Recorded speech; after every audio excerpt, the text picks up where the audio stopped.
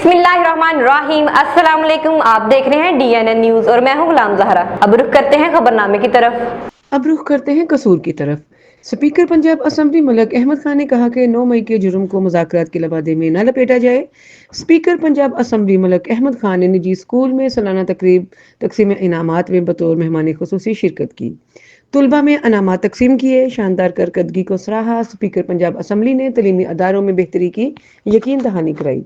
Speaker Punjab assembly Malak Mohammad Ahmad Khan ने तकरीब से खिताब करते हुए कहा कि बतौर वालिदैन आप बच्चे की जैसी तरबियत करेंगे वो वैसा ही बनेगा।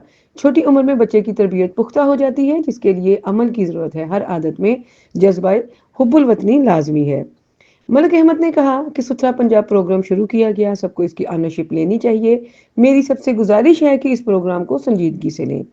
मलक अहमद खान ने कहा कि मैं मुज़ाकरात के हक में हूँ, लेकिन जुर्म और सियासत में फर्क करें।